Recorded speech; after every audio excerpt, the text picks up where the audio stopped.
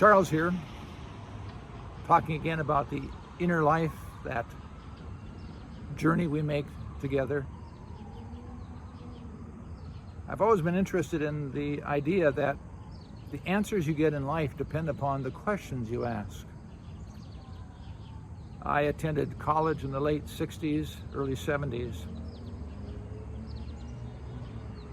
At that time, most people who went to college were asking the question, how can I serve?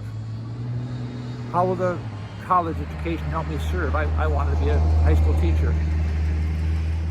After the mid-70s, the larger amount of people going to college were asking the question, how can I make more money? How will college prepare me for a job where I can earn a lot of money? Two different questions. One, how can I serve?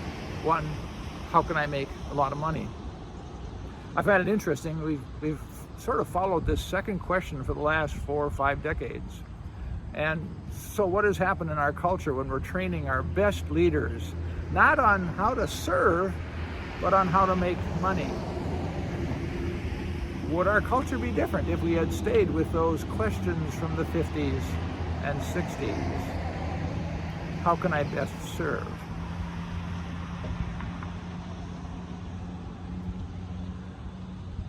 I was trained to be a pastor in the mid-70s, and we didn't really have much of an idea how, as Lutherans, do we help other people connect to our congregation and connect to God. I was trained with something from a Presbyterian congregation in Florida that was very successful. We would go door to door asking people, if you would die tonight and you'd stand before God at the pearly gates,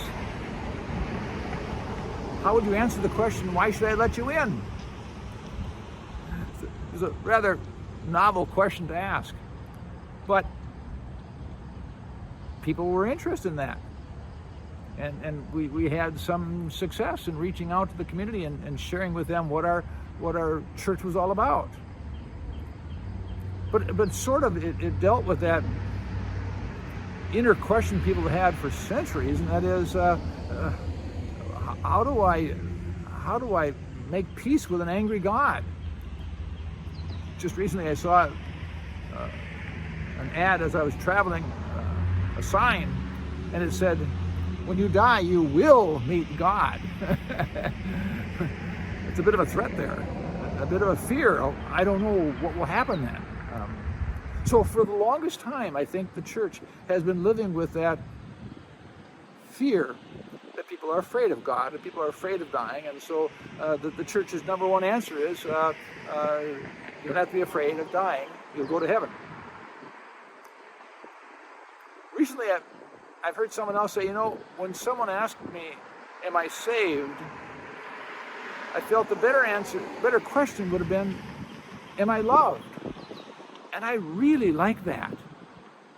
I think the question, are you saved? Are you going to heaven? It's a valid question. But it flows out of fear, and it sort of keeps us in fear. Well, there's an angry God out there, and I got to somehow make sure that I walk this fine line. But the question, are you loved?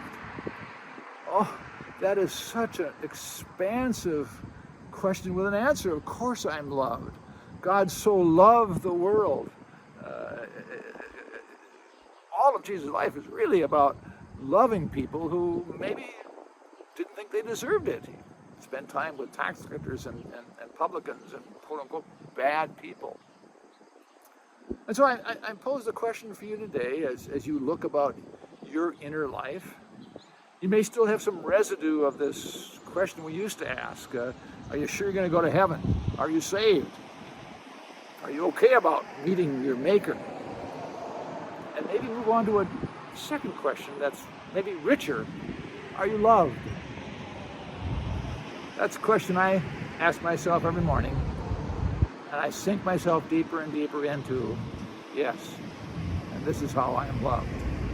By walking with and keeping this one close to me.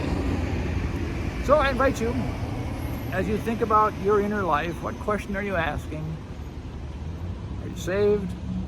Are you born again? Are you sure you're going to go to heaven? Or this richer question, are you loved? Blessings in the journey. We're all just walking each other home. Thank you.